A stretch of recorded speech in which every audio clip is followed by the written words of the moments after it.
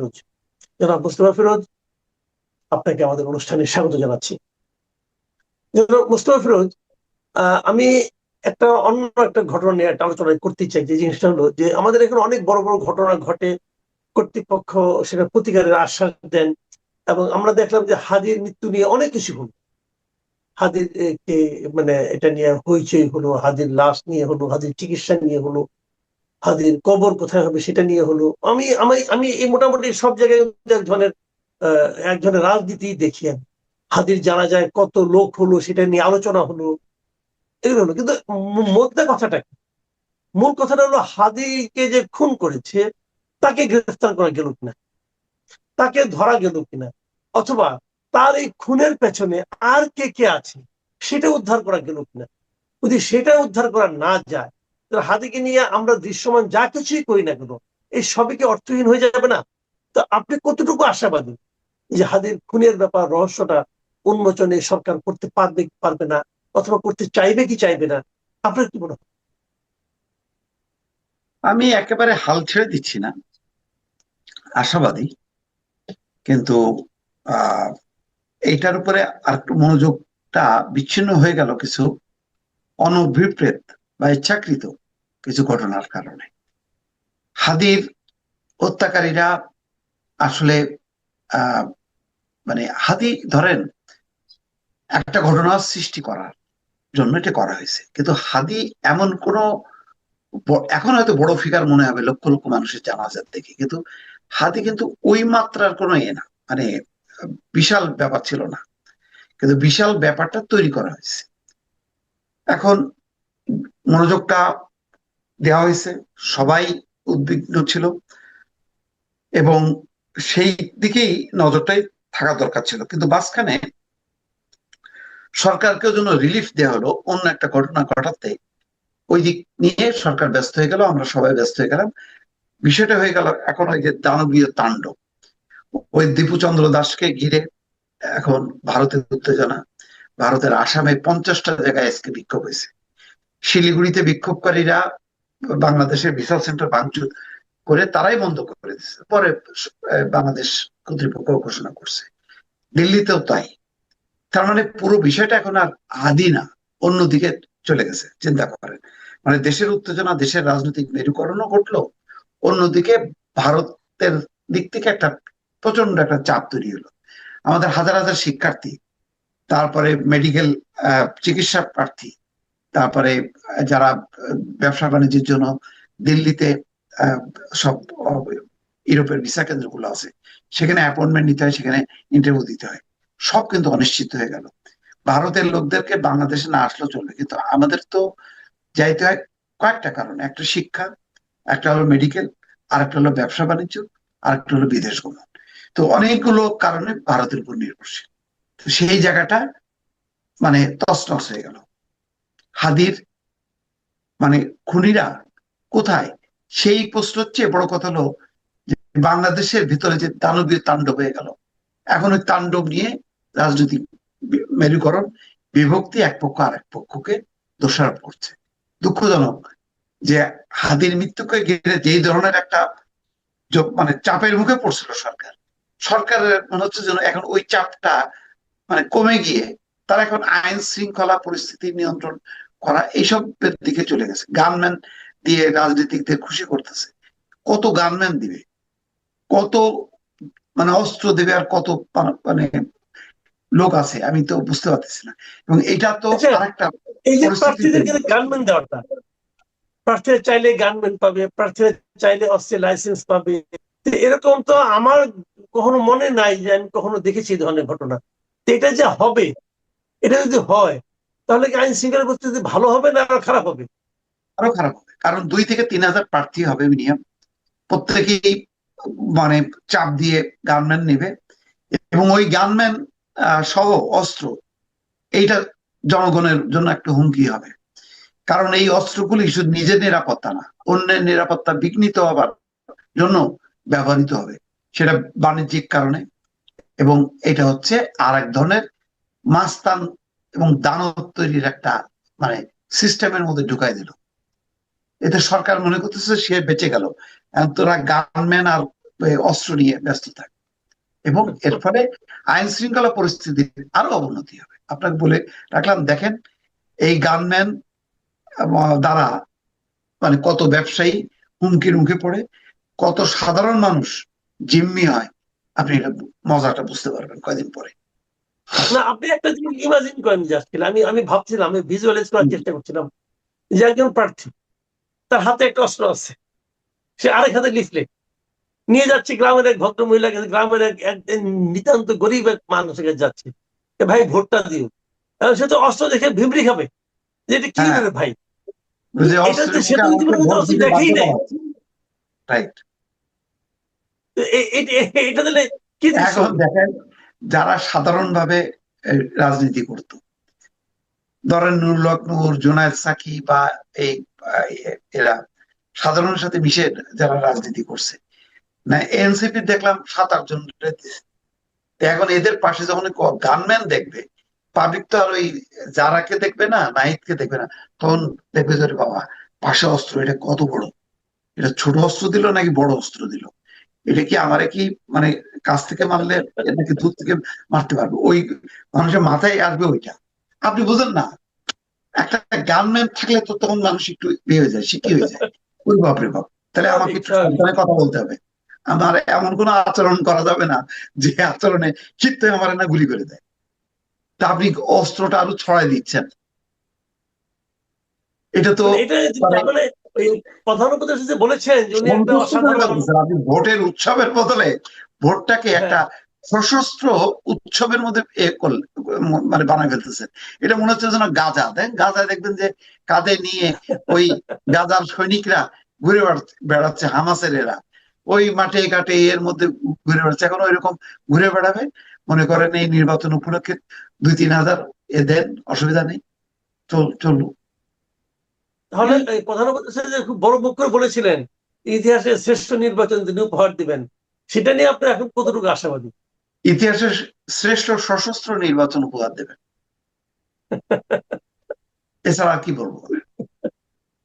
আচ্ছা, এই নির্বাচন যত ঘনিয়ে আসছে তত আমি দুটো জিনিস লক্ষ্য করছি আমাদের রাজনৈতিক অঙ্গনে।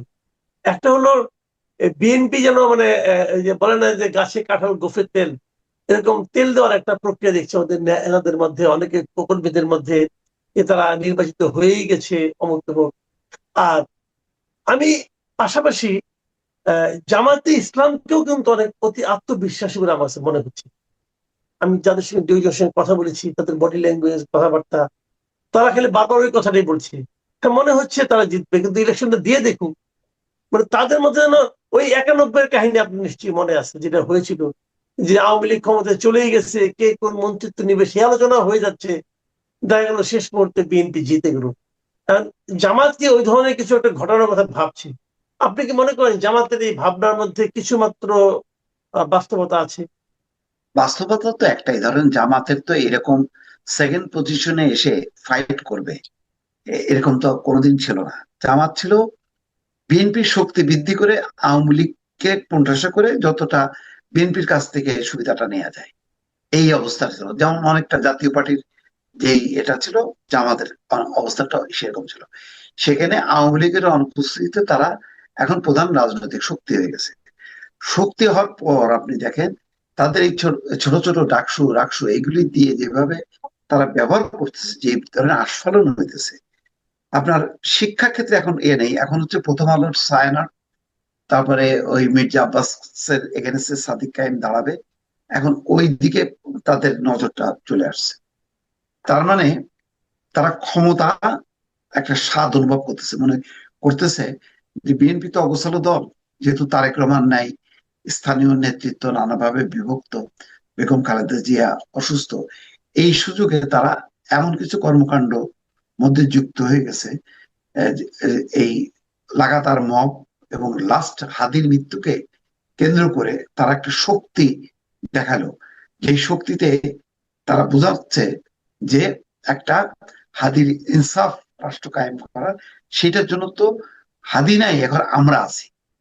হ্যাঁ, হুম, হাদির বদলে হুম। আমরা মানে সেই কাজটা করব, এই একটা ক্যাশ করার তাদের। আমি আমার কাছে জানাজা দেখেন, আপনি বলেন যে বৃহত্তম জানাজা, জিয়াউর রহমানের জানাজার কথা চিন্তা করেন। তখন মানুষ শোকে মুহ্যমান, আবেগ সেই ভরা একটা সমাবেশ ছিল। আর এখানে মনে হচ্ছে যেন একটা সমাবেশে আসতেছে মিছিল করতে করতে। এই জানাজাটা হওয়া মাত্রই বোধহয় কোন রকম জানাজাটা মূল উদ্দেশ্য না। মূল উদ্দেশ্যটা হলো বিশাল গ্যাদারিং হয়েছে, এই গ্যাদারিং দিয়ে ক্ষমতা দখল করে ফেলবে। তার জন্য একটা গ্রুপ দৌড়ে চলে গেল হচ্ছে পার্লামেন্টে। বুঝতে পারছেন যে আজকেই পার্লামেন্টের অধিবেশন ডেকে নিয়ে একটা সরকার গঠন করে দেবে, এইরকম একটা ভাবসাব। কারণ এই শক্তিটা গত এক বছর ইউনূস সরকারের দুর্বলতা অথবা আশ্রয় প্রশ্রয় এরা পুষ্ট হয়েছে। আর আওয়ামী ফেসিবাদী বলে আলটিমেটলি বিএনপিকে কোণঠাসা করছে। কারণ তারা বিএনপি যেহেতু একটা গণতন্ত্রে বিশ্বাস করে, যেহেতু তারা বলবে না। এখন ধরেন প্রথম আলো, ডেইলি স্টার ভারতীয় আধিপত্যবাদের হচ্ছে আস্তানা, সেটা কে বলতেছে? জামাত বলতেছে, উগ্রপন্থীরা বলতেছে, বিএনপি এটা বলতেছে না। বিএনপি যখন বলতেছে না তখন বলতেছে ওই যে দেখো না, ওই যে বিএনপি হচ্ছে ওই ভারতীয় আধিপত্যবাদের হচ্ছে সহযোগী, লেজুর তারা। তার মানে কিভাবে বিএনপি মতন দলকে, একটা গণতান্ত্রিক দলকে তারাও একটা বেকায়দায় ফেলে একটা উগ্রপন্থা দিয়ে তারা সংগঠিত করতেছে রাজনীতি। এবং এটা করতে করতে কিন্তু এক বছরে চর্চার মধ্যে দিয়ে তারা অনেক দূর আগে গেছে। বিএনপির সবচেয়ে ভুলটা হয়েছে তারা ডে ওয়ান থেকে ভুল করছে। যখনই মানে পট পরিবর্তন হয়েছে, প্রথম আলোচনা সরকার গঠন এবং নির্বাচনের তারিখ ঘোষণা, একসাথে এটা হওয়া দরকার ছিল। কিন্তু দেখেন সামরিক শাসকরাও ক্ষমতা দখল করে তারা বোঝে যে এই ক্ষমতা তো আমার মানে খুব বেশি জুৎসই হবে না, নির্বাচনের তারিখ দেয় যে 3 মাস সবসময় বলে আমরা দ্রুত নির্বাচন দিব, 3 দ্রুত মাসের মধ্যে নির্বাচনের কথা নির্বাচন বলে। দিব, হ্যাঁ বলে। আর ইউনূস সাহেবকে দিয়ে এই দ্রুত নির্বাচনের কথাটাই পর্যন্ত আদায় করতে পারলো না। বড় ধরনের রাজনৈতিক একটা ফাঁদের মধ্যে পড়ে গেল।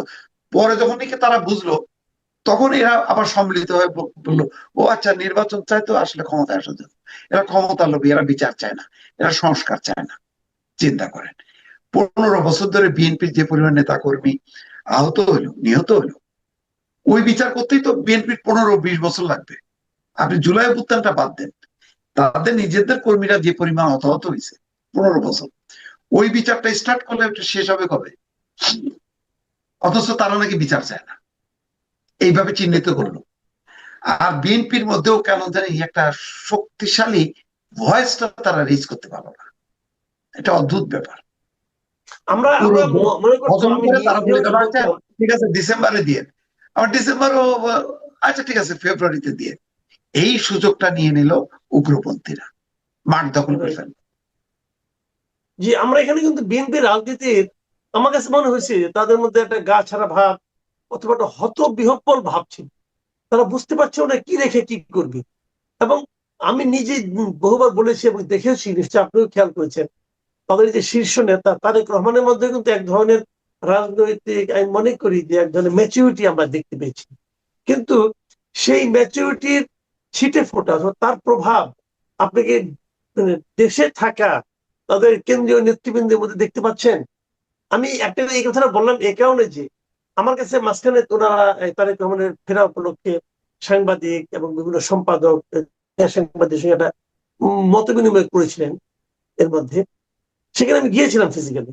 আমার কাছে যেন মনে হলো যে এদের মধ্যে অনেকেই সেই আগের ধারা অনুযায়ী তেলের বোতল নিয়ে প্রস্তুত হচ্ছেন এবং সবাই বলা বলি চেষ্টা করছেন যে না বিএনপি নিশ্চয়ই আমাদেরকে কথা বলার সুযোগ দেবে, মানে ওই একই স্টাইলে চলছে।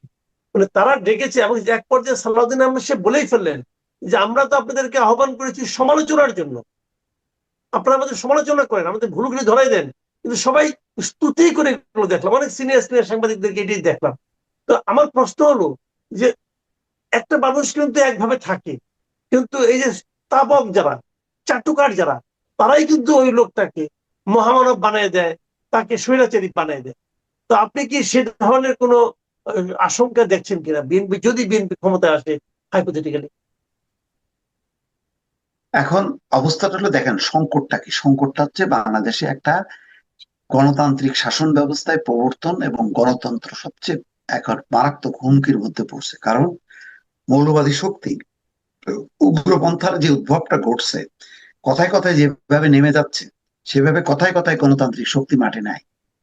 বিএনপির দরকার গণতান্ত্রিক সমস্ত শক্তিকে ঐক্যবদ্ধ করা, কিন্তু আমার মনে হয় বিএনপি শুধুমাত্র নির্বাচন কেন্দ্রিক চিন্তা ভাবনা করছে। কিন্তু ওই নির্বাচন করতে করতে তারা মাঠটা পুরো কিন্তু খালি করে ফেলছে। এই জায়গাটা একটা মানে বড় ধরনের একটা ধাক্কা খাইছে। জামাত দেখেন, তারা জানে যে এই মানে কি বলে গণভোট হবে না, অথবা ওই দ্বিকক্ষের পার্লামেন্ট হবে না, কিন্তু খামাখা কয়েকটা ইস্যু তৈরি করে তারা কিন্তু দ্রুত করলো কি, মানে যত ইসলামিক দলগুলো আছে তাদেরকে ঐক্যবদ্ধ করলো। তার বিপরীতে বিএনপি কি করতে পারলো? বিএনপির মধ্যে কিন্তু সেই রাজনৈতিক চেতনাটা নাই। যে বিএনপির বাইরে গণতন্ত্র মঞ্চ আছে, আরো বাম রাজনৈতিক দলগুলো আছে, তারা ক্ষমতা আসতে পারবে না, কিন্তু তারা বলতেছে দ্রুত নির্বাচন দরকার। সিপিবির বক্তব্য দেখেন, বাসদের বক্তব্য দেখেন, তারা ডে ওয়ান থেকে বলতেছে যে দ্রুত নির্বাচন দরকার, গণতান্ত্রিক শাসন ব্যবস্থায় ফেরা দরকার। গণতান্ত্রিক শাসন ব্যবস্থা না ফিরলে যেটা হবে, এই এনার্কি মানে বাড়তে থাকবে, নৈরাজ্য বাড়বে, জনগণের নিরাপত্তাহীনতা তৈরি হবে, এবং এই সুযোগটা নেবে হচ্ছে উগ্রপন্থী মৌলবাদীরা। ঘটনাটা কিন্তু এখন সেই দিকেই চলে গেছে। বিএনপির এই রাজনৈতিক ম্যাচুরিটিটা মানে খুবই অভাব, যে তারা গণতন্ত্রের পক্ষে গণতান্ত্রিক শক্তিকে ঐক্যবদ্ধ করতে পারলো না, করেনি এখনো পর্যন্ত। যে সমঝোতা সেটা কিন্তু নির্বাচন কেন্দ্রিক, কিন্তু রাজনৈতিক কেন্দ্রিক না। রাজনীতি যদি আপনার না থাকে, তাহলে কিন্তু আপনার নির্বাচন থাকবে না। নির্বাচন দিয়ে রাজনীতি নিয়ন্ত্রণ হয় না, নির্বাচন নিয়ন্ত্রিত হয় রাজনীতি দ্বারা। সেই রাজনীতির মাঠে বিএনপি কিন্তু মানে মানে বিচরণ করতেছে না। এটাই আমার কাছে শঙ্কা হচ্ছে, যে মানে বিএনপি শেষ পর্যন্ত রাজনীতির মাঠ যেহেতু ছেড়ে দিচ্ছে, পরে তার ধাক্কায় নির্বাচনী মাঠটা এলোমেলো হয়ে যায়। আমি ওই সংখ্যাটা দেখছি। জি, আমি আমি আপনাকে শেষ প্রশ্নটা করছি, আলোচনা লম্বাই হলো।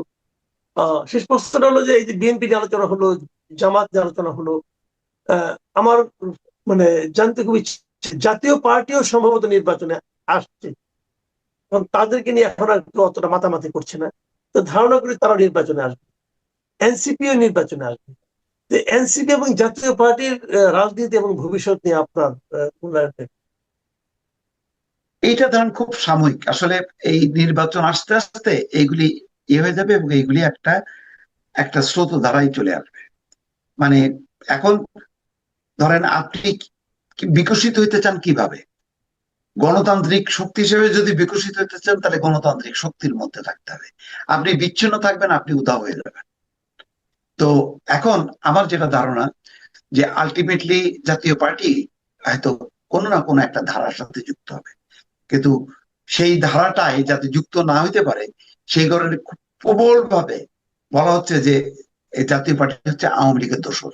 তার মানে ওই শক্তিগুলোকে নিঃশেষ করতে চায় কোন কোন শক্তি।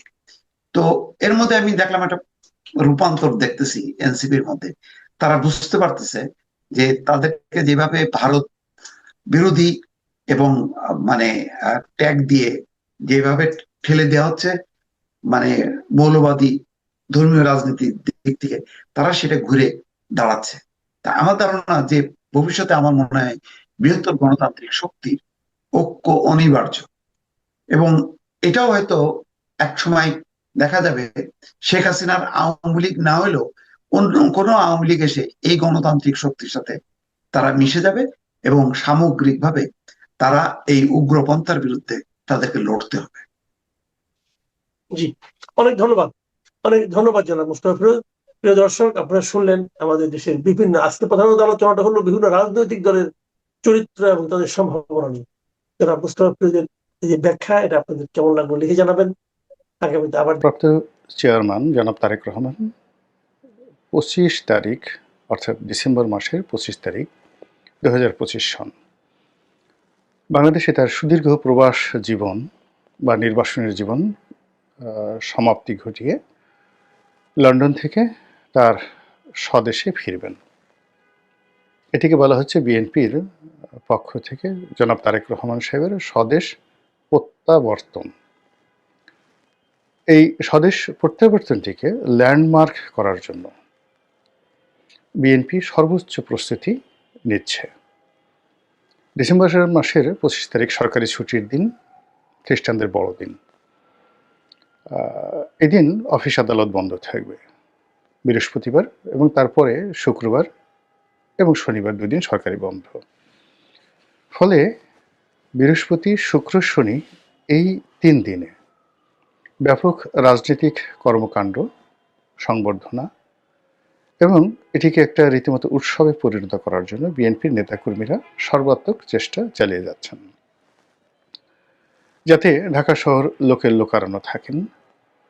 জনাব তারেক রহমান সাহেবের নিরাপত্তা দলের পক্ষ থেকে সর্বোচ্চ পর্যায়ে নিশ্চিত করা যায় সে ব্যাপারে ব্যাপক প্রস্তুতি নেওয়া হচ্ছে। সামরিক বাহিনীর যারা সাবেক কর্মকর্তা বিএনপি পন্থী তাদের মাধ্যমে একটা নিরাপত্তা টিম তৈরি করা হয়েছে, যার সঙ্গে পুলিশের এক ঝাঁক কর্মকর্তা যারা 2001 থেকে 2006 সন পর্যন্ত বিএনপির যে জমানা, সেই জমানাতে যারা খুব শীর্ষ পদে ছিলেন পুলিশের, তাদেরকে নিয়ে একটা চৌকুশ টিম গঠন করা হয়েছে। এদিকে জনাব তারেক রহমান সাহেবের যে ফ্লাইট, এটিকে ভিভিআইপি ঘোষণা করে সেই ফ্লাইটটিতে যারা থাকবেন তাদের যথাযথ নিরাপত্তা, এয়ারপোর্টে তাদের সম্মান প্রদর্শন, এবং বলা হচ্ছে যে রাষ্ট্রের যে সর্বোচ্চ সিকিউরিটি এসএসএফ, সেই সিকিউরিটি প্রোটোকল, এসএসএফ প্রোটোকল জনাব তারেক রহমান সাহেবকে দেওয়া হবে। তো এটা নিয়ে সারা বাংলাদেশে যেভাবে তোলপাড় চলছে, তার সঙ্গে সঙ্গে যারা দীর্ঘদিন বিএনপি সমালোচনা করতেন, যারা দীর্ঘদিন জনাব তারেক রহমান সাহেবকে হেয় করার জন্য, ছোট করার জন্য নানা রকম কথাবার্তা বলেছেন, তথ্য এবং প্রমাণ সহকারে, বিশেষ করে সমাজের যারা গুরুত্বপূর্ণ ব্যক্তিবর্গ, তো তারা সেই কোনো রকম কারণ ছাড়াই, কোনো রকম উপলক্ষ ছাড়াই অল অন এ সাডেন হঠাৎ করে তাদের ভুল পাল্টে ফেলেছেন। ফেসবুকে যে কথাগুলো ভাইরাল হচ্ছে সেটি হলো, জনাব তারেক রহমান সাহেব বাংলাদেশের অবিসংবাদিত জাতীয় নেতা, তিনি বাংলাদেশের প্রধানমন্ত্রী, কোনো ভবিষ্যৎ নয়, একেবারে এই মুহূর্তের প্রধানমন্ত্রী। এরকমই কিছু নতুন ভক্তকুলের সৃষ্টি হয়েছে। তো তিনি যদি প্রধানমন্ত্রী হন, তাহলে তার স্ত্রী ডক্টর জুবাইদা রহমান, তিনি হবেন ফার্স্ট লেডি। কিন্তু এখানে একটা ছোট ত্রুটি রয়ে গেছে, সেটি হলো এখন পর্যন্ত প্রধানমন্ত্রীর যে পদটি, এটি রাষ্ট্রের দ্বিতীয় গুরুত্বপূর্ণ এক্সিকিউটিভ পোস্ট। প্রথম পোস্টটি হলো রাষ্ট্রপতি। তো সেক্ষেত্রে রাষ্ট্রপতি প্রথম ব্যক্তি, তার স্ত্রী সেটি হলো তিনি হবেন ফার্স্ট লেডি। কিন্তু প্রধানমন্ত্রীর স্ত্রী বাংলাদেশে এখন পর্যন্ত ফার্স্ট লেডি হিসেবে বা প্রথম নারী হিসেবে, 1 নম্বর নারী হিসেবে তাকে রাষ্ট্রীয় প্রোটোকল দেওয়ার কোনো বিধান নেই। যেটি আরেকটু প্রণিধানযোগ্য যে পার্লামেন্টারি ফর্ম অফ গভর্নমেন্ট, সেই পার্লামেন্টারি ফর্ম অফ গভর্নমেন্টে যখন পার্লামেন্ট চলমান থাকে এবং প্রধানমন্ত্রী যখন পার্লামেন্টে উপস্থিত হন, তখন তিনি হন তৃতীয় গুরুত্বপূর্ণ ব্যক্তি। এই কারণ হলো পার্লামেন্টে স্পিকার মর্যাদা, উইদিন দ্য পার্লামেন্টে স্পিকারের মর্যাদা প্রধানমন্ত্রীর চাইতে বেশি। অর্থাৎ উইদিন পার্লামেন্ট বা পার্লামেন্টারি কোর্স অফ অ্যাকশনে প্রধানমন্ত্রী দ্বিতীয় গুরুত্বপূর্ণ নয়, তৃতীয় গুরুত্বপূর্ণ ব্যক্তি। আবার প্রধানমন্ত্রী একজন যদি সংসদ সদস্য হন এবং সেই সংসদ সদস্য হিসেবে তিনি যদি সংসদীয় কমিটিতে উপস্থিত থাকেন, সেটা প্রধানমন্ত্রী হিসেবে কিংবা সংসদ সদস্য হিসেবে অথবা ধরুন কেউ মন্ত্রী হিসেবে, সেক্ষেত্রে ওই কমিটিতে, পার্লামেন্টারি কমিটির বৈঠকে যিনি যাকে বলা হয় সভাপতিত্ব করবেন, তিনি প্রথম ব্যক্তি। এবং পরবর্তীতে অন্যান্য যারা থাকবেন তারা সবাই ইকুইভ্যালেন্ট, মানে মন্ত্রী বলেন, এমপি বলেন, অন্যান্য যারা বলেন সবাই সমান এবং তিনি পার্লামেন্টারি কমিটির প্রধান ব্যক্তি। আবার যখন সংসদ চলে, মানে সংসদের যে হাউস রয়েছে সেই হাউজে সুপ্রিম লিডার হলেন স্পিকার, আর প্রধানমন্ত্রী এবং অন্যান্য যারা সংসদ সদস্য রয়েছেন তারা সেম ক্যাটাগরিতে প্রোটোকল পাবেন, মানে তারা সবাই কলিগ, একে অপরের সমান মর্যাদার সম্পন্ন। এতে 19-20 নেই, এটা হলো সংসদীয় প্রোটোকল। কিন্তু যদি সেই কোনো সংসদীয় রীতিনীতির মধ্যে সংসদের বাইরে চলে আসেন, হাউজের বাইরে চলে আসেন, সেখানে প্রধানমন্ত্রী সেই দ্বিতীয় গুরুত্বপূর্ণ আর স্পিকার তৃতীয় গুরুত্বপূর্ণ পার্লামেন্টারি সিস্টেমের মধ্যে। আর সরকারের যে এক্সিকিউটিভ বিভাগ রয়েছে সেই এক্সিকিউটিভ বিভাগে তিনি রাষ্ট্রপতির পরে দ্বিতীয় গুরুত্বপূর্ণ ব্যক্তি, এরপরে হলো প্রধান বিচারপতি। তো এভাবেই আসলে সিস্টেমটি কাজ করছে। তো সেক্ষেত্রে জনাব তারেক রহমান সাহেবকে যারা প্রধানমন্ত্রী মনে করছেন, কোনো অবস্থাতেই তার স্ত্রী এই প্রোটোকলে ফার্স্ট লেডি হবেন না। ফার্স্ট লেডি হতে হলে তারেক রহমান সাহেবকে রাষ্ট্রপতি বানাতে হবে, অথবা সরকার ব্যবস্থাকে, যাকে বলা হয় পার্লামেন্টারি ফর্ম অফ গভর্নমেন্ট, থেকে এটাকে নিয়ে যেতে হবে প্রেসিডেন্সিয়াল ফর্ম অফ গভর্নমেন্টে। তো এই ছোট্ট একটা ভুল অনেকের হয়ে যাচ্ছে, এটা আবেগের কারণে হয়ে যাচ্ছে। কিন্তু একটা বিষয় না বললেই নয়, সেটি হলো জনাব তারেক রহমান সাহেব এবং বিএনপিকে কেন্দ্র করে যে তেলবাজি চলছে এবং যে ধরনের প্রশংসা, অপ্ত বাক্য করা হচ্ছে, আলটিমেটলি এটা বিএনপির জন্য ভয়ানক। এর কারণ হলো প্রশংসা এমন একটা জিনিস, এটি শুনতে ভীষণ রকম ভালো লাগে, অসাধারণ ভালো লাগে। আর আপনি যদি খুব বেশি মাত্রায় কারো প্রশংসা করেন, তো তার মধ্যে এক ধরনের জিহান তৈরি হয়ে যায়, এক ধরনের ইনসানিয়াত তৈরি হয়ে যায়, এবং সেই জিহান এবং ইনসানিয়াতের কারণে সেই লোক তার সমালোচনা কোনো অবস্থাতেই সহ্য করতে পারে না, গ্রহণ করতে পারে না। তো এই যে আমরা যারা প্রশংসা করি, তারা মূলত একটি মানুষকে এমন একটা জায়গাতে নিয়ে যায় যে তিনি তার বিরুদ্ধে, তার সরকারের বিরুদ্ধে, তার পরিবারের বিরুদ্ধে ন্যূনতম, যাকে বলা হয়, সমালোচনা সহ্য করতে পারেন না। বোঝার চেষ্টা করুন যে Adolf Hitler was one of the finest Democratic leader. তার ক্ষমতা গ্রহণের একেবারে প্রথম 1-2 বছরে তার মতো ডেমোক্রেটিক, তার মতো জনপ্রিয় নেতা পুরো ইউরোপে ছিল না। একইভাবে মুসোলিনি, যাকে ফ্যাসিস্টদের জনক বলা হয়, তিনি একজন সাংবাদিক ছিলেন। আজকের যে আমার দেশ সম্পাদক, যাকে মজলুম সাংবাদিক বলা হয়, ঠিক এইরকম ইটালির রাজনীতিতে মুসোলিনি একজন মজলুম সাংবাদিক ছিলেন। সেই মজলুম সাংবাদিক থেকে তিনি যখন জনপ্রিয়তার শীর্ষ পর্যায়ে পৌঁছে ইটালির রাষ্ট্র ক্ষমতায় এলেন, এরকম প্রশংসাকারীদের কবলে পড়ে ধীরে ধীরে ধীরে ধীরে তিনি ফ্যাসিস্টে রূপান্তরিত হলেন। তো সেই দিক থেকে জনাব তারেক রহমান সাহেবকে নিয়ে যারা অতিরিক্ত প্রশংসা করছেন, তার পরিবারকে নিয়ে যারা অতিরিক্ত প্রশংসা করছেন, তারা কিভাবে সর্বনাশ ঘটাচ্ছেন তার একটা জ্যান্ত উদাহরণ দেয়। যেমন ধরুন, জনাব তারেক রহমান সাহেবের স্ত্রী ডাক্তার জুবাইদা রহমান, তিনি এয়ারপোর্ট দিয়ে যাচ্ছিলেন। তো সববারই কিন্তু তার যাতায়াতের যে বিষয়টি, এটি একটা নির্দিষ্ট সার্টেন লিমিট পর্যন্ত ক্যামেরায় এসেছে।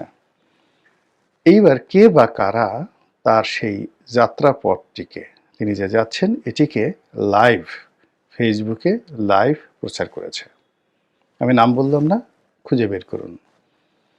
তো সেই প্রচারের মধ্যেই দেখা গেল যে জুবাইদা রহমান, তিনি তার যে ব্রিটিশ পাসপোর্টটি, তিনি ইমিগ্রেশনের যে কাউন্টার, সেই কাউন্টার পার হয়ে যখন তিনি এয়ারক্রাফটে উঠবেন, বোর্ডিং ব্রিজে উঠবেন, তো বোর্ডিং ব্রিজের আগে একটা চূড়ান্ত, যাকে বলা হয়, চেক আপ হয়। তো তিনি যখন সেই চেক আপের জন্য সেখানে সেই পাসপোর্ট দিলেন, অমনি সবার সামনে উন্মুক্ত হয়ে গেল যে ডাক্তার Zubaida Rahman British passport holder. এটি আগামী নির্বাচনে কিভাবে যে জামাতের লোকজন বাজাবে এবং বিএনপি বিরোধীরা এই যে তার বিরুদ্ধে যে সকল মানে শব্দ প্রয়োগ করবে, এটি কল্পনাই করা যায় না। বোঝার চেষ্টা করুন যে সজীব ওয়াজেদ জয় ঠিক এই ক্ষমতা হারানোর পর তিনি মার্কিন পাসপোর্ট নিয়েছেন। এর আগ পর্যন্ত কিন্তু তার বাংলাদেশি পাসপোর্ট ছিল। অন্যদিকে বিএনপির যারা প্রতিদ্বন্দ্বী রয়েছেন তাদের কারোরই এরকম বিদেশি পাসপোর্ট নেই। তো সেখানে জনাব তারেক রহমান সাহেব যদি তার কাছে একটা অ্যাসাইলাম কার্ড থাকে, তার স্ত্রী বা সন্তান এদের যদি ব্রিটিশ পাসপোর্ট থাকে, এটি আমাদের দেশের যে প্রচলিত রাজনীতি, সেই প্রচলিত রাজনীতির জন্য বিশেষ করে নির্বাচনের মাঠে ভীষণ রকম বুমেরাং। ভারতে একই অবস্থা। ভারতে ধরুন সোনিয়া গান্ধী, এত মেধা, এত যোগ্যতা, এত স্যাক্রিফাইস, কিন্তু তিনি কেবল ইটালিতে জন্মগ্রহণ করেছেন, এই কারণে ভারতবাসী তাকে মেনে নেয়নি। আবার ধরুন রাহুল গান্ধী, তো রাহুল গান্ধী বিয়ে করেননি এখন পর্যন্ত। এর কারণ হলো তিনি যে মেয়েটিকে ভালোবাসেন তিনি একজন বিদেশি নাগরিক। তো তার মায়ের পরিণতি যেন তার জীবনে না আসে, বা তার বাবার পরিণতি যেন তার জীবনে না আসে, এই কারণে তিনি এখন পর্যন্ত কোনো বিদেশি নাগরিককে বিয়ে করেননি। তার জীবনটাই শেষ হয়ে গেল রাজনীতির জন্য। তো ভারতের মতো একটা আল্ট্রা মডার্ন সোসাইটি, যা কিনা গত 30 বছরে এতটা বিবর্তিত হয়েছে যে তাদের গণতান্ত্রিক বিধি ব্যবস্থা, রাষ্ট্রীয় কাঠামো, সুশাসন এবং জবাবদিহিতা এবং সামরিক সক্ষমতা, এটি প্রথম যাকে বলে বিশ্বের যে সভ্যতম 10-12টি দেশ ওই পর্যায়ে। তো সেখানে যদি একজন রাজনীতিবিদের ব্যক্তিগত জীবনে এরকম অবস্থা হয়, আমাদের দেশে কি হতে পারে? ইতিমধ্যে তারেক রহমান সাহেবের জেড ক্যাটাগরির সিকিউরিটি, তার জন্য যে বুলেট প্রুফ গাড়ি কেনা, এগুলো বিষয় নিয়ে জামাত টিটকারি শুরু করেছে, রীতিমতো টিটকারি।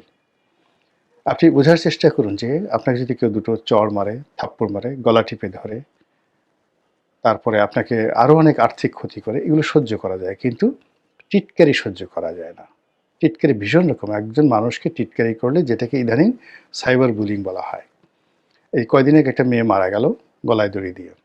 যে মেয়েটি সেই 32 নম্বরের সামনে গিয়ে একজন বয়স্ক মহিলাকে সেই নির্যাতন করেছে, মারপিট করেছে, এবং 32 নম্বর ভাঙার মাস্টার মাইন্ড হিসেবে নিজেকে, হিরো হিসেবে নিজেকে প্রতিষ্ঠা করার চেষ্টা করেছে। বোঝার চেষ্টা করুন তার মানসিক স্ট্রেংথ কোন পর্যায়ে ছিল। সে কিন্তু গ্রাম থেকে এসছে, একেবারে সাধারণ একটা পরিবারে, কিন্তু ওখানে সে গিয়েছে মূলত হিরোগিরি করার জন্য। তো এইরকম হিরোগিরি করতে যাওয়া একটা মেয়ে কেবলই মাত্র সামাজিক যে টিটকারি বা সাইবার বুলিং, ইন্টারনেট বুলিং, এর দ্বারা এতটা বিপর্যস্ত হয়ে পড়েছে যে সে গলায় দড়ি দিয়ে মরে গেছে। তো এখন জনাব তারেক রহমান সাহেব এবং বিএনপিকে নিয়ে জামাতের যে টিটকারি, সেই টিটকারি কিন্তু শুরু হয়েছে, এবং উনি বাংলাদেশের মাটিতে পাড়া দেওয়ার সঙ্গে সঙ্গে প্রতিটি পদক্ষেপে জামাতের যারা বড় বাহিনী আছে তারা কোমরে গামছা বেঁধে জলে স্থলে অন্তরিক্ষে, মানে আওয়ামী লীগকে বাদ দিয়ে জনাব তারেক রহমান সাহেব তার পারিবারিক জীবন, তার রাজনীতি নিয়ে যে টিটকারিগুলো শুরু করবে, এটা বিএনপি, মানে যাকে বলা হয় বিএনপিকে রীতিমতো পর্যদস্ত করে ফেলবে, বিএনপির সর্বনাশ ঘটিয়ে ফেলবে। তো কাজে যে কোনো এই যে যারা দলের অতি উৎসাহী যারা লোকজন রয়েছেন তাদের ব্যাপারে, তারপরে বিএনপির যারা সাইবার টিম রয়েছেন তাদের কর্মকাণ্ডের ব্যাপারে, বিশেষ করে বিএনপির প্রশংসা করার ব্যাপারে, বিএনপির যে কোনো যাকে বলা হয় রাজনৈতিক মতাদর্শ তুলে ধরার ক্ষেত্রে, তারেক রহমান সাহেবকে হাইলাইট করার ক্ষেত্রে এই মুহূর্তে এতটা সতর্ক হতে হবে যে পান থেকে চুন খসলে সারা জীবনের অর্জন কিংবা গত সেই প্রায় 17-18 বছরের যে স্যাক্রিফাইস, আত্মত্যাগ, দুর্ভোগ, দুর্দশা, সব কিছু কিন্তু এই মুহূর্তে পণ্ড হয়ে যাওয়ার ঝুঁকি থেকে যাবে। আপনারা সেই হরপ্রসাদ শাস্ত্রীর বিখ্যাত তেলের কথা শুনেছেন। আর শেখ হাসিনার জমানাতে সাংবাদিক সম্মেলনে কি ধরনের তেল দেওয়া হতো সেটা আপনারা সবাই দেখেছেন। আপনারা যতই বিরক্ত হন না কেন, কিন্তু ওই যে সাংবাদিক সম্মেলনে যে তেলের, মানে যাকে বলে ড্রাম নিয়ে সাংবাদিকরা উপস্থিত হতেন গণভবনে, ওটার জন্য কিন্তু শেখ হাসিনা শেষের দিকে একেবারে উন্মুখ হয়ে থাকতেন। এটা তার জন্য একটা মানসিক প্রশান্তি ছিল, এবং এটা তার জন্য একটা বিরাট, যাকে বলা হয় একটা অ্যাক্রিডেশনের ব্যাপার ছিল। ফলে তিনি বিদেশে যেতেন, এসেই এই অনুষ্ঠান করার জন্য রীতিমতো পাগল হয়ে যেতেন। এবং তিনি তার দুঃখ ভোলার জন্য, কষ্ট ভোলার জন্য, অপমান ভোলার জন্য এই তেলবাজদের আশ্রয় নিতেন তিনি। এবং এটা হয়তো 2012 সনে তার ছিল না, কিন্তু ধীরে ধীরে ধীরে ধীরে এটা একটা তার রোগে পরিণত হয়ে যায়, যেটাকে আপনাকে বলছিলাম ইনসানিয়াতের জিহান, এটা পরিণত হয়ে যায়। এখন তারেক রহমান সাহেব বিদেশে আছেন খুব সীমিত আকারে, মানে ইন্টারনেটের মাধ্যমে তিনি অনেক প্রশংসা পাচ্ছেন, কিন্তু যখন বাংলাদেশে আসবেন, আসার পর যদি আমরা অতিমাত্রায় তৈলমর্দন করতে থাকি, তাহলে তিনি তার অতীতের যে ভুল ত্রুটিগুলো ছিল, যেগুলোর ব্যাপারে তিনি সিদ্ধান্ত নিয়েছেন যে এগুলো আর যেন আগামীতে না হয়, তিনি ঘুরে দাঁড়ানোর চেষ্টা করছেন। এই জিনিসগুলো তিনি ভুলে যাবেন এবং তার মনে হবে হি ওয়াজ রাইট। আপনি চিন্তা করুন যে ডক্টর এস টি ইমাম, আল্লাহ তাকে ক্ষমা করুন, তিনি মরে গিয়েছেন। One of the brilliant officer ছিলেন, সিএসপি অফিসার ছিলেন, সরকারের অতি গুরুত্বপূর্ণ সবচেয়ে বড় পদ ক্যাবিনেট সচিব। সেই ক্যাবিনেট সচিব ছিলেন বঙ্গবন্ধুর জামানাতে। আর খন্দকার মোশতাককে সেই ক্যাবিনেট সচিব রূপে তিনি শপথ পাঠ করিয়েছেন। বুঝার চেষ্টা করুন।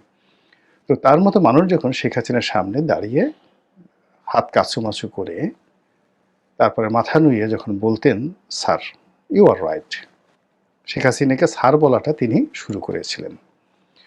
তো বোঝার চেষ্টা করুন, তখন কিন্তু আসলে মাথা ঠিক থাকে না যে কোনো লোকেরই, রাজনৈতিক যারা নেতৃবৃন্দ রয়েছেন, যে এরকম একজন জ্ঞানী গুণী পণ্ডিত ব্যক্তি তিনি আমার আনুগত্য দেখাচ্ছেন, প্রশংসা করছেন, আর একজন ইউটিউবার, একজন রাজনীতির কর্মী, একজন পত্রিকার কলাম লেখক কিংবা টকশোর একজন বক্তা আমার সমালোচনা করছে, কত বড় সাহস, ওর গালের উপর 2 গালে 2টো চড় বসিয়ে দাও।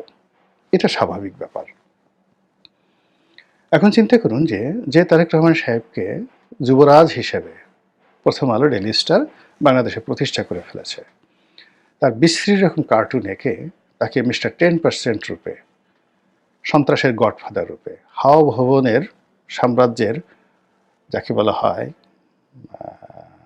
অঘোষিত সম্রাট রূপে এই প্রথম আলো ডেইলি স্টার তাদেরকে যেভাবে তারেক রহমান সাহেবের চিত্র অঙ্কন করে ফেলেছে, সেই প্রথম আলো ডেইলি স্টার যখন তারেক রহমান সাহেবের স্বদেশ প্রত্যাবর্তন হয়নি তার আগে একটা প্রস্তুতি সভা সেখানে উপস্থিত হয়, এবং উপস্থিত হয়ে যে কথাগুলো বলে খুব ইন্টেলেকচুয়ালি, বোঝার চেষ্টা করুন যে আপনারা ক্ষমতা আসবেন, ফার্স্ট ক্ষমতা আসবেন, সেকেন্ড হলো তারেক রহমান সাহেব প্রধানমন্ত্রী হবেন এবং তার সরকারে যেন আমরা সমালোচনা করতে পারি সেই বিষয়টা দয়া করে আপনারা দেখবেন। এরপরে যিনি যারা বললেন যে তুলনামূলকভাবে বিএনপির যে জমানা সেটা 1991 থেকে 96, আর 2001 থেকে 2006, যেটি মতিউর রহমান সাহেব মাহফুজা আনন্দের স্বর্ণ সময়। তারা স্বীকার করতে বাধ্য হচ্ছেন যে তারা এই সময়টিতে তুলনামূলকভাবে ভালো ছিলেন। তো এই যে বক্তব্য তাদের মুখ থেকে, এখন সেটা তারা ইন্টেলেকচুয়ালি করাপশন করেছেন কিনা এটা আল্লাহ জানেন আর তারা জানেন। তারা যদি অনুশোচনা বোধ করে ঠিক কথাগুলো বলে থাকেন সেটা ভিন্ন প্রসঙ্গ, কিন্তু আমার কাছে সেটা মনে হচ্ছে না। তারা এই যে তাদের মুখ থেকে যে প্রশংসাগুলো করা হয়েছে, এই প্রশংসার ফলে কি হলো, তারেক রহমান সাহেব এবং বিএনপির মাথা খারাপ হয়ে যাবে নিঃসন্দেহে। এবং এখানে তাদের আর একজন মুখপাত্র আছেন, সমকালের সম্পাদক জনাব একে আজাদ সাহেব। মূলত তিনি সম্পাদক, মানে মালিক পরিষদ, নোয়াব, তারপর সংবাদপত্র পরিষদ যেটা, সেটার কর্তা ব্যক্তি। কিন্তু তার দুটো পরিচয় হলো, তার মধ্যে 1 নম্বর পরিচয় তিনি দেশের একজন শীর্ষ ব্যবসায়ী, আর 2 নম্বর পরিচয় হলো তিনি রাজনীতিবিদ হতে চান, ভালো একজন রাজনীতিবিদ হতে চান। সেই রাজনীতিবিদ হওয়ার জন্য পত্রপত্রিকাটিকে তিনি বা তার যে মিডিয়া হাউসকে তিনি এখানে একটা অক্সিলারি ফোর্স, সাহায্যকারী একটা শক্তি হিসেবে ব্যবহার করতে চাচ্ছেন। ফলে কি হলো, তিনি সব জায়গাতেই একটা লিবারেল ভূমিকা পালন করেন, যাকে বলা হয় ডিপ্লোম্যাটিক ভূমিকা পালন করেন। তো তিনি সেই তারেক রহমান সাহেবকে উদ্দেশ্য করে যেটি বলেছেন সেটি হলো, দেখুন এখানে যারা এসছে, মানে জনাব মাহফুজ সাহেব এবং জনাব মতিউর রহমান, তারা কোনো রাজনৈতিক দলের দাওয়াতে যান না, আপনাদের এখানে এসেছেন, এই জন্য তাদেরকে ধন্যবাদ জানাই। আবার জনাব মতিউর রহমান সাহেব তিনি এবার বলেছেন যে তিনি একাধিকবার জনাব তারেক রহমান সাহেবের সাথে বৈঠক করেছেন, তিনি যখন ক্ষমতায় ছিলেন, বেগম জিয়ার সঙ্গে বৈঠক করেছেন। এই বিষয়গুলো দিয়ে মানে আপনি বোঝার চেষ্টা করুন যে একেবারে উচ্চ মার্গের ঘি মর্দন থেকে শুরু করে এই যে ইন্টারনেটে যারা সাধারণ তাদের যে তৈলমর্দন, এটি তারেক রহমান সাহেব বাংলাদেশে পা দেওয়ার আগেই এই ঘটনাগুলো যেভাবে ঘটছে, স্বয়ং আল্লাহ যদি তারেক রহমান সাহেবকে এবং বিএনপিকে হিকমত দান না করেন, তাহলে এই তেল থেকে মানে কামানের গোলা থেকে রক্ষা পাওয়া যায়, যে কোনো আক্রমণ থেকে, আততায়ীর আক্রমণ থেকে রক্ষা পাওয়া সম্ভব, কিন্তু তেলের যে যন্ত্রণা, তেলের যে তেলবাজি, এর থেকে রক্ষা পাওয়া যায় না। আল্লাহ বিএনপিকে হেদায়েত